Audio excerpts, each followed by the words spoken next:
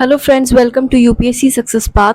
तो आज हम क्लास 6 ज्योग्राफी का chapter number 1 the earth in the solar system पढ़ने वाले हैं। तो सबसे पहले अगर हम जियोग्राफी, ये जो वर्ड है इसके बारे में जानें। जियोग्राफी, ये वर्ड ग्रीक का है, ग्रीक वर्ड से आया है। तो अगर इसे हम दो पार्ट्स में डिवाइड करें, टू पार्ट्स में डिवाइड करें, तो जी का मतलब होता है अर्थ, और ग्राफिया का मतलब होता है राइटिंग। राइटिंग, ठीक है। अब एक सिंपल डेफिनेशन में, find out more about the earth, मतलब अर्थ के बारे में चीजों को जानना या खोज करना, ठीक है। आगे, जियो के ना थ्री टाइप्स होते हैं। पहला होता है जियोलॉजी, दूसरा होता है जियोमेट्री, और थर्ड होता है जियोइड, ठीक है। लॉजी का मतलब होता है स्टडी, मैट्री का मतलब होता है मेजरिंग, और ऑइड का मतलब होता है फॉर्म ऑफ द अर्थ, अर्थ की फॉर्म, ठीक है, अर्थ की फॉर्म। आगे अगर हम अपने नाइट स्काई की बात करें, ठीक है, नाइट स्काई में हम क्या क्या चीजें देखते हैं? स्टार्स को देखते हैं, मून देखते हैं जिसमें फुल मून होता है यानी पूर्णिमा, और न्यू मून होता है अमावस्या। ये सारी चीजें हम एकदम क्लियर नाइट में हमें प्रोवाइड होती हैं, ठीक है। अगर मैं इन चीजों की बात करूं कि हम इन चीजों को रात में देख सकते हैं, नाइट स्काई में देख सकते हैं, लेकिन दिन में क्यों नहीं देखते?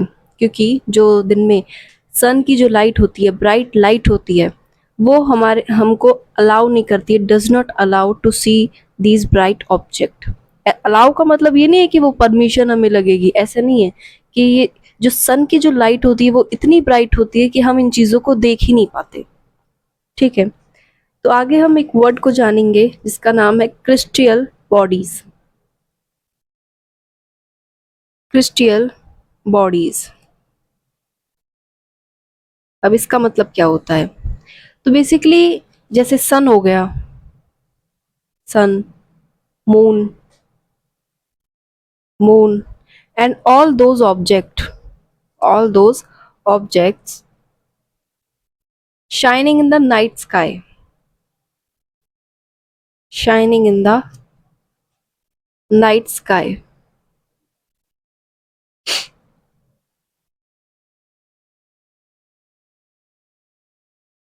shining in the night sky are called crystal bodies,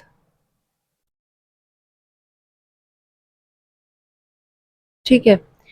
crystal bodies वही होती हैं कि अगर नाइट स्काई में वो सारे ऑब्जेक्ट्स जैसे जो कि नाइट स्काई में शाइन करें, मून हो गया, स्टार्स हो गया, ठीक है, ये सारी चीजें। और बाकी ये जो क्रिस्टल बॉडीज होती हैं ना, ये लार्ज भी हो सकती हैं, बिग हो सकती हैं, बिग एंड हॉट, ठीक है। गैसेस से बनी हो सकती हैं, गैसेस से बनी हो सकती हैं, ये सारी चीजें। और अगर स्टार की हम बात करें तो स्टार की एक अपनी हीट और लाइट होती है, स्टार की अपनी हीट और लाइट होती है, हीट एंड लाइट। और हमारा सन क्या है? वो भी तो एक स्टार ही है, जिसकी अपनी हीट और लाइट होती है, वो भी तो एक स्टार है जो गैसेस से बना हुआ है, ठीक है। आगे हम स्टार के ही बारे में पढ़ते हैं कि ये स्टार है क्या। तो एक तो पॉइंट आ जाएगा क्रिस्टल बॉडीज का कि star is a crystal body which have their own heat and light, तो ये पॉइंट तो इसी में से आ जाएंगे। क्रिस्टल बॉडी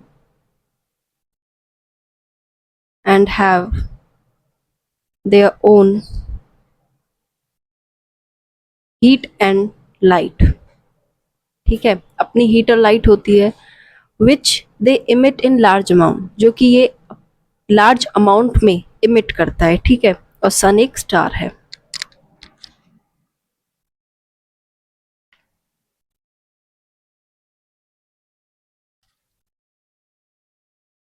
आगे हम बढ़ते हैं।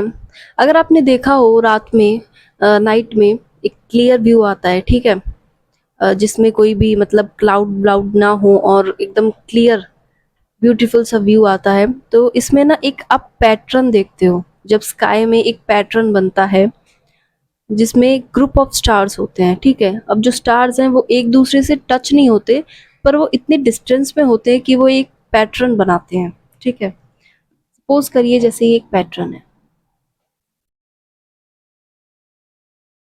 ठीक है। पैटर्न ऐसा हो सकता है या फिर ऐसा भी हो सकता है। कॉन्स्टिलेशन, सिंपली इसे हम कॉन्स्टिलेशन बोलते हैं। कॉन्स्टिलेशन डेफिनेशन के through, in the night sky, in the night sky various patterns, various patterns are formed. अलग अलग तरीके के पैटर्न बनते हैं नाइट स्काई में, ठीक है, क्योंकि जो स्टार्स हैं वो एक दो तो है नहीं, बहुत सारे स्टार्स हमें दिखते हैं रात को। By different group of, different groups of stars, इसे ही हम कॉन्स्टिलेशन बोलते हैं, ठीक है। अब इसमें दो कॉन्स्टिलेशन के बारे में बताया गया है, एक तो है ursa major and big bear. Big bear ये भी कॉन्स्टिलेशन में से एक ही है।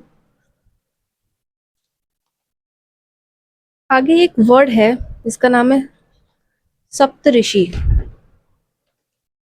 सप्तऋषि ये भी कॉन्स्टिलेशन ही है, जो कि हम आसानी से इसे देख सकते हैं। सप्तऋषि का मतलब क्या होता है? सप्तऋषि मतलब, सप्त मतलब सेवन, सेवन, और ऋषि मतलब स्टेजेस। मतलब इसमें क्या होता है, जो स्टार्स होते हैं, सेवन स्टार्स होते हैं, और एक वो पार्ट, ये भी उर्सा मेजर का कॉन्स्टलेशन का ही पार्ट है, और एक ये पैटर्न बनाते हैं स्टार्स का, जिसे हम कॉन्स्टलेशन बोलते हैं, ठीक है। आगे हम बात करते हैं पोल स्टार की। पोल स्टार क्या होता है? तो पहले के टाइम में लोग जो होते थे, उनके पास कुछ ऐसे डायरेक्शंस जो वो पता लगा पाए कि किस डायरेक्शन में जाना है या वो कौन सी डायरेक्शन है। तो उस टाइम में ये सारी चीज़ें नहीं होती थी, तो वो इन डायरेक्शंस का कैसे लगाते थे कि ये नॉर्थ साइड है, ये साउथ है। तो बेसिकली जो डायरेक्शंस होती हैं नाइट स्काई में, जो स्टार जहाँ होता है, जैसे जो नॉर्थ स्टार है वो नॉर्थ नॉर्थ डायरेक्शन को इंडिकेट करता है, इसी को हम पोल स्टार भी बोलते हैं, ठीक है। नॉर्थ स्टार है, वो स्टार्स के थ्रू डायरेक्शंस का पता लगाते हैं। नॉर्थ स्टार मतलब नॉर्थ साइड,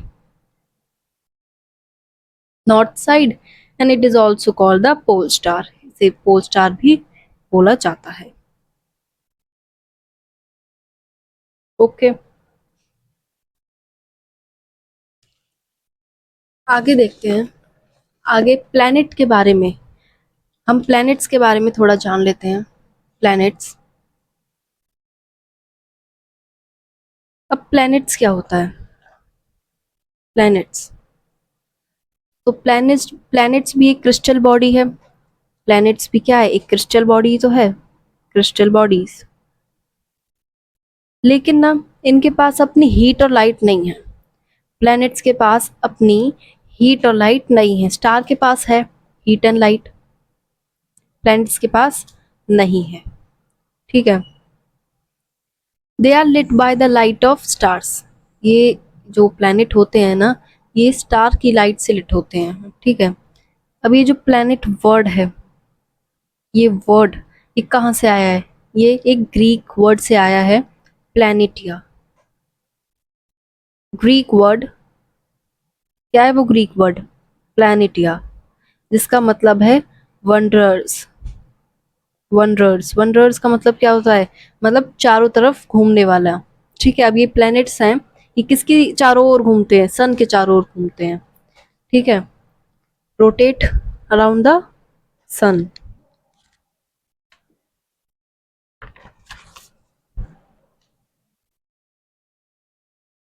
अब हमारे सोलर सिस्टम में 8 प्लैनेट्स हैं। कितने प्लैनेट्स हैं?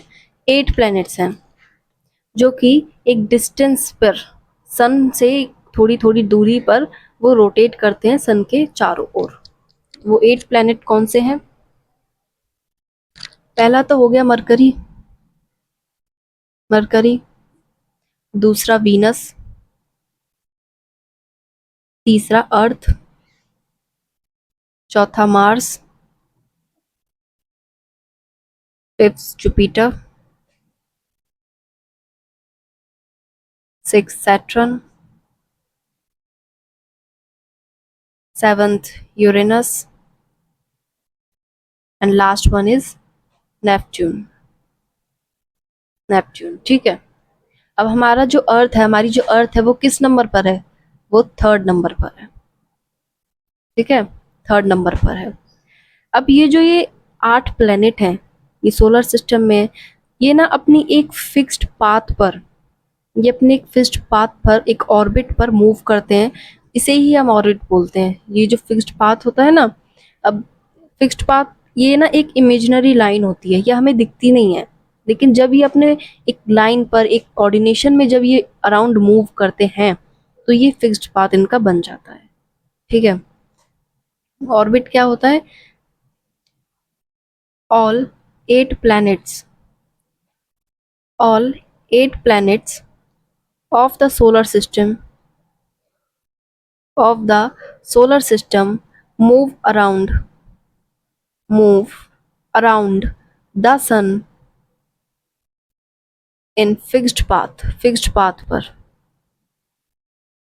ये जो पैटर्न बनता है ये फिर क्या होता है? ये ऑर्बिट होती है। क्या होता है? ऑर्बिट होती है। और ये जो हमारा मरकरी है, जो मरकरी है ये 88 डेज लेता है मूव अराउंड द सन, ठीक है।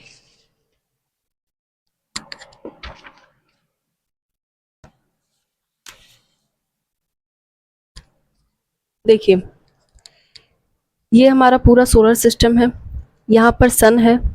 आप भी अपनी एनसीईआरटी अपने पास रखिए, खोल के रखिए। ये सन है और ये हमारे बाकी के प्लैनेट्स हैं, ठीक है। सबसे पहले मरकरी, फिर वीनस, फिर अर्थ, फिर मार्स, ठीक है। ये सारे जो भी जितने भी प्लैनेट हैं ये अपनी एक फिक्स्ड पाथ पर मूव कर रहे हैं और उसी को हम ऑर्बिट बोलते हैं। ये इसकी जो नीचे टेबल दी हुई है ये भी इम्पोर्टेंट है। जैसे मरकरी जो है वो 88 डेज लेता है सन के अराउंड घूमने में, स्पिन कर मतलब ऑर्बिट अपनी पूरी करने में।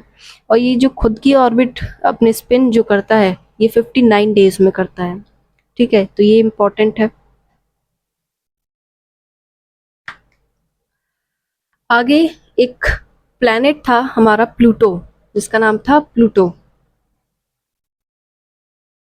प्लूटो तो ये भी प्लैनेट की सूची में था, पहले पहले था लेकिन अब नहीं है। ये 2006 में, अगस्त 2006 में इसको हटा दिया गया। किसने हटाया? International international astronomical astronomical union की मीटिंग ने, इंटरनेशनल एस्ट्रोनॉमिकल यूनियन की मीटिंग ने प्लूटो को अगस्त 2006 में प्लैनेट की सूची से बाहर कर दिया। क्यों कर दिया? एक कोई वजह भी तो रही होगी। अब देखिए, ये जो बाकी के जो ये प्लैनेट्स हैं ये अपने एक फिक्स्ड पाथ पर मूव करते हैं, ठीक है। लेकिन ये जो प्लूटो है ये अपने फिक्स्ड पाथ पे मूव ही नहीं करता। ये जो बाकी के जो ये प्लैनेट्स हैं ना, ये इनकी ऑर्बिट को क्रॉस करता है, समझ गए। प्लूटो को इसलिए बाहर किया क्योंकि इसका कोई फिक्स्ड पाथ नहीं था। ये जो बाकी के प्लैनेट का जो फिक्स्ड पाथ था उनका जो ऑर्बिट है उसको क्रॉस करता है, इसलिए प्लूटो को प्लैनेट की सूची में से, लिस्ट में से बाहर कर दिया, ठीक है। अब जो हमारी अर्थ है, जो हमारी अर्थ है उसको ना ट्विन बोला जाता है। किसका? इसकी जुड़वा किसका बोला जाता है? वीनस का। ये earth twin is known as Venus, ठीक है। क्यों ऐसा क्यों बोला जाता है? वाई? क्योंकि जो इसका शेप है, जो शेप और साइज है ना, वो अर्थ से ना बहुत सिमिलर है। Shape and size is much similar, much similar to the earth. Earth से ना बहुत सिमिलर है ये, इसका जो शेप और साइज है। ठीक है, आगे हम पढ़ते हैं सोलर सिस्टम के बारे में। सोलर सिस्टम है क्या? सोलर सिस्टम, सोलर सिस्टम है क्या? तो इसमें क्या क्या आता है? सन आता है, सन, 8 प्लैनेट्स आते हैं, satellite, satellites and and some other crystal bodies, जैसे कि, और बाकी क्रिस्टल बॉडीज जैसे कि एस्टेरॉइड्स, एंड मीटेरॉइड्स, मीटेरॉइड्स, ये सोलर सिस्टम कहलाता है। ठीक है, अब यहाँ जो ये सैटेलाइट्स हैं, यहाँ पे ह्यूमन मेड सैटेलाइट्स भी हैं, जो कि ह्यूमन ने बनाई हैं, ह्यूमन ने बनाई हैं। Satellites basically, satellites crystal body होती है जो कि प्लैनेट के आसपास घूमते हैं। ठीक है, ऐसे ही जैसे प्लैनेट सन के अराउंड घूमते हैं, लेकिन इसमें ना ह्यूमन मेड सैटेलाइट्स भी होती हैं जो कि आर्टिफिशियल बॉडी होती है, और ये ना डिज़ाइन की जाती है साइंटिस्ट द्वारा। क्यों डिज़ाइन की जाती है? क्योंकि ये ना इंफॉर्मेशन गैदर कर सके, कहाँ से? यूनिवर्स से, और कम्युनिकेशन का भी एक सोर्स होता है। ठीक है, अब ये सैटेलाइट अपने आप तो जाती नहीं है, अपने आप तो जाती नहीं है ये, इसे ना रॉकेट के थ्रू भेजा जाता है and placed in the orbit around the sun. Sun के आसपास, इसको अर्थ के आसपास इसको ऑर्बिट प्लेस कर दिया जाता है। ठीक है, अब कुछ यहाँ इंडियन सैटेलाइट्स के नेम है जो कि स्पेस में है, जैसे INSAT, IRS, EDUSAT, EDUSAT etcetera, ऐसे बहुत सारे सैटेलाइट्स हैं।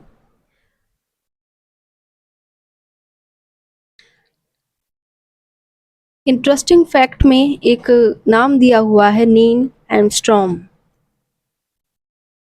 Neil Armstrong.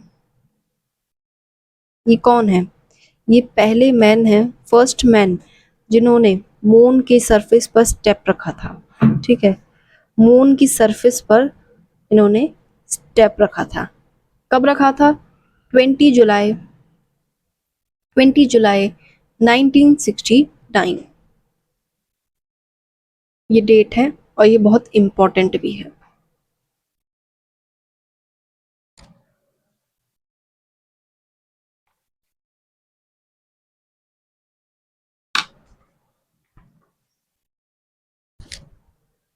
तो आगे बढ़ते हैं, अर्थ को, सोलर सिस्टम को ना एक डायग्राम के थ्रू समझ लेते हैं, जो कि एनसीईआरटी में भी गिवन है। तो सपोज करिए ये अर्थ है हमारी, हम अर्थ में रहते हैं। ठीक है, अर्थ पर रहते हैं, तो ये हो गया अर्थ। ठीक है, अब इसके ऊपर क्या आएगा? सोलर सिस्टम, ये है सोलर सिस्टम।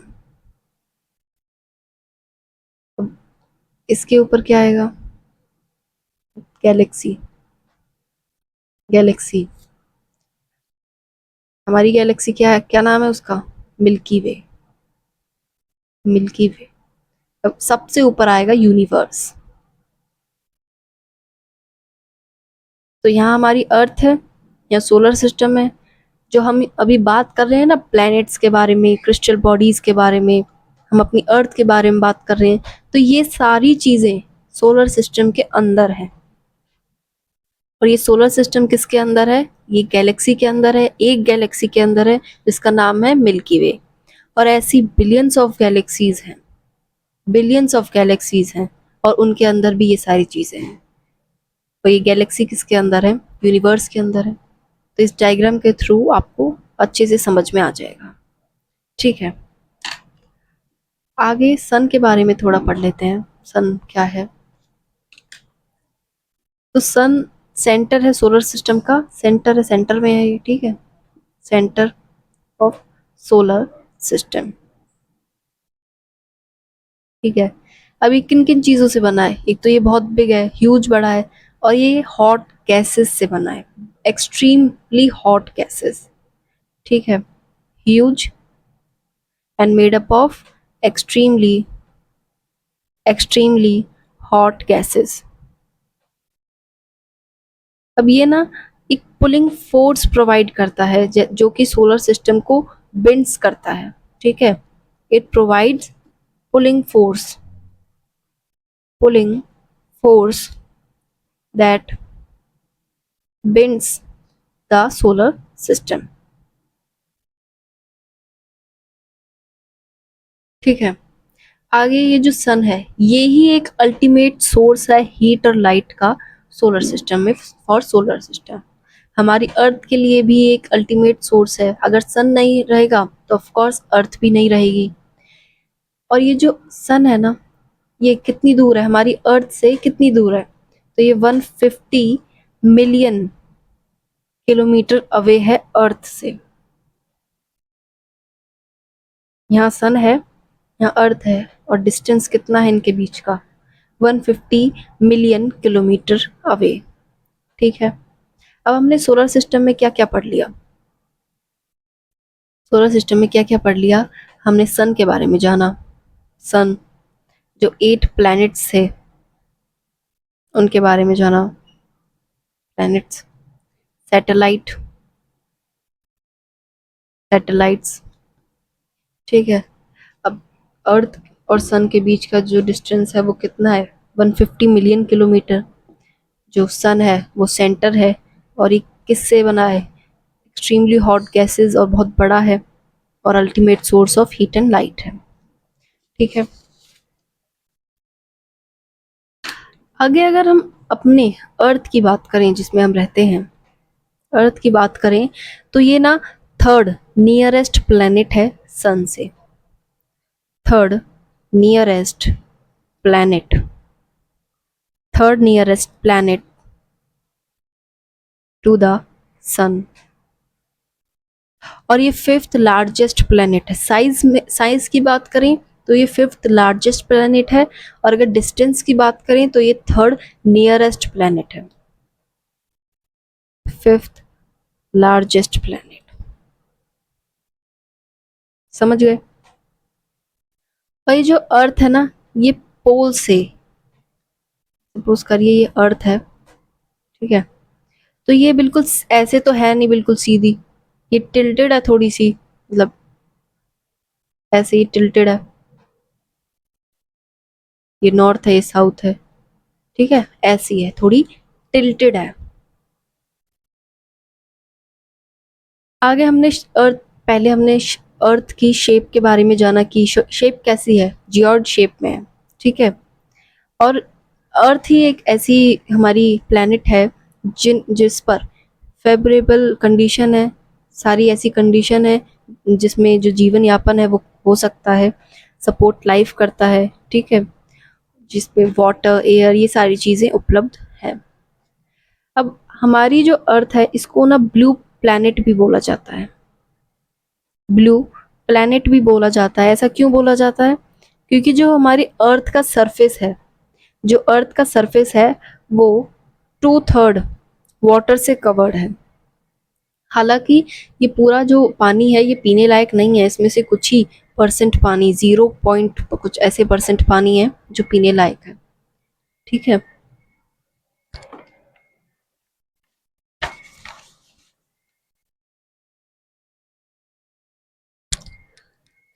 आगे हम मून की बात करते हैं, मून क्या होता है, तो मून अर्थ सैटेलाइट है,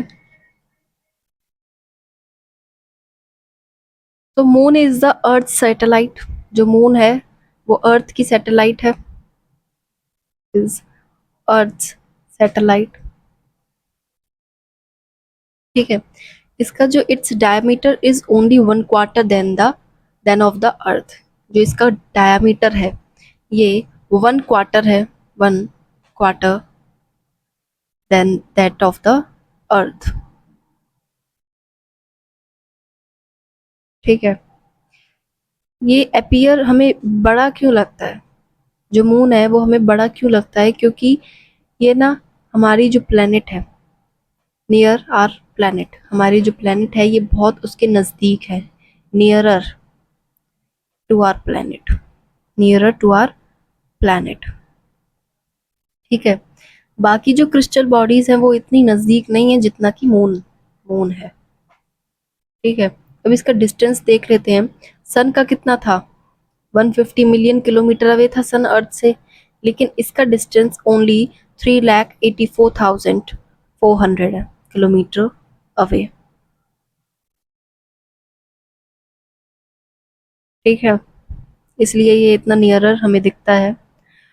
सो द मून, जो मून है ये अर्थ के अराउंड घूमने में कितना टाइम ले लेता है, 27 days, 27 days, and it takes exactly the same time to complete one spin. एक स्पिन को कंप्लीट करने में भी ये 27 डेज, एग्जैक्टली 27 डेज ले लेता है। ठीक है, as a result only one side of the moon is visible to us on the earth. इसीलिए सिर्फ एक ही साइड, वन साइड जो मून की है वो हमें दिखती है, अर्थ से हमें दिखती है। ठीक है, अब जो लाइट है, ठीक है, जो लाइट है वो travel at the speed of about 3 lakh kilometre पर सेकेंड। जो लाइट है वो कितने किलोमीटर पर सेकेंड ट्रेवल करती है, 3 लाख किलोमीटर पर सेकेंड। ठीक है, और जो सन की लाइट है उसकी इसी स्पीड से, जो सन की लाइट है वो 8 मिनट्स में अर्थ की सरफेस को रीच करती है। ठीक है, आगे हम एस्टेरॉइड्स के बारे में जानते हैं। एस्टेरॉइड्स क्या होते हैं, एस्टेरॉइड्स, तो एस्टेरॉइड्स बेसिकली एक टाइनी बॉडीज होती हैं जो कि सन के अराउंड मूव करती हैं। Tiny bodies that move around the sun, जो सन के अराउंड मूव करती हैं। ठीक है, अब ये इनकी लोकेशन भी तो होगी कोई, ये ऐसे थोड़ी ना ये कहीं पर भी होंगी, तो इनकी लोकेशन है। अगेन आप अपनी एनसीईआरटी पे आ जाइए।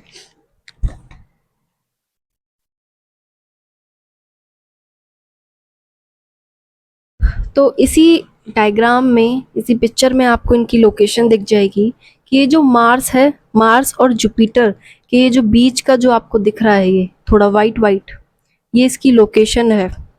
ये कहाँ पे मिलती हैं, they are found between the orbit of Mars and Jupiter.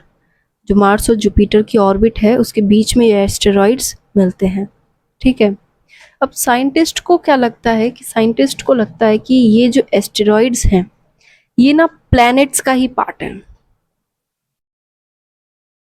Part of planets. Planets का कैसे पार्ट है, कि पहले के कुछ साल पहले, कुछ साल नहीं कई हजार साल पहले ऐसा हुआ होगा कि ये जो एस्टेरॉइड्स हैं जो कि प्लैनेट थे, लेकिन ये ब्रस्ट अप हो गए हैं और अब ये एस्टेरॉइड्स छोटे छोटे बॉडीज में कन्वर्ट हो चुके हैं। तो scientist had a view, are of view that asteroids are the part of the planet which exploded many years back.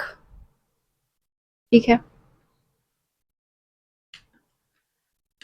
अब इसी में है मेटेरॉइड्स। मेटेरॉइड्स क्या होते हैं, मेटेरॉइड्स,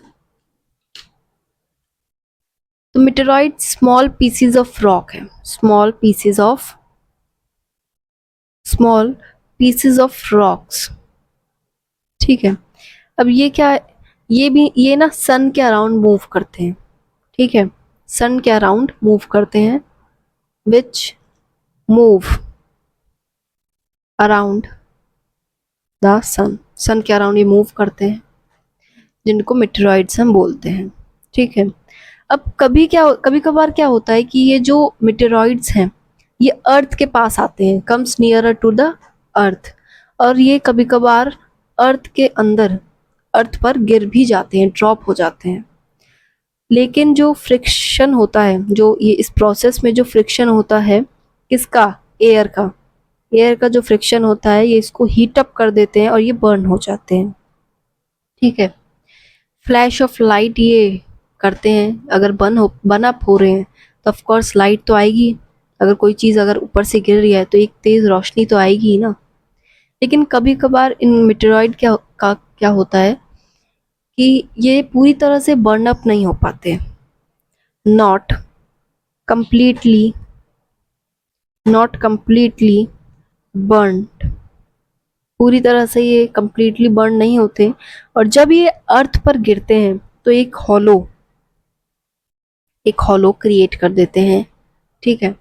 अब सपोज करिए अगर ये जो मेटेरॉइड्स हैं पूरी तरह से बर्न अप नहीं हुए हैं और एक ऐसी जगह गिरे हैं जहाँ पे बड़ी बड़ी बिल्डिंग्स हैं, इंडस्ट्रीज हैं, घर हैं, तो वहाँ तो ऑफ कोर्स ये एक पूरा डैमेज करेंगे चीज़ों को। लेकिन अगर ये एक फ्लैट सरफेस पर गिरे हैं तो इतना हार्म नहीं पहुँचता जितना कि इंडस्ट्रियल एरिया पर या फिर बिल्डिंग्स वाले एरिया पर, घरों पर जब गिरेंगे तो इतना डैमेज पहुँचता है।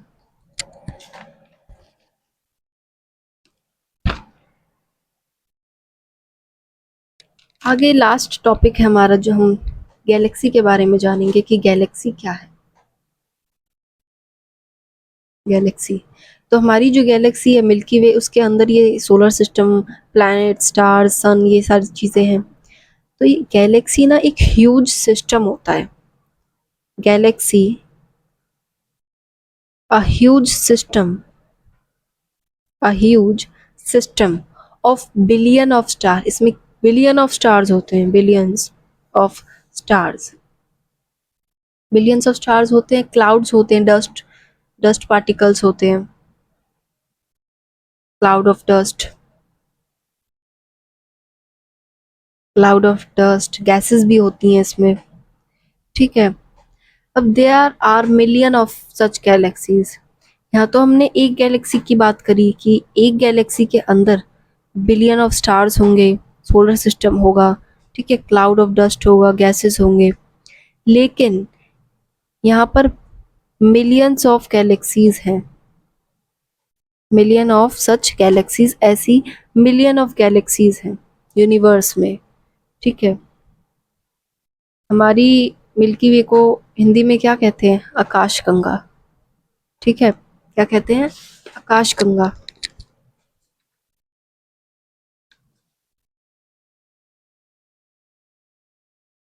तो ये था आज का हमारा चैप्टर।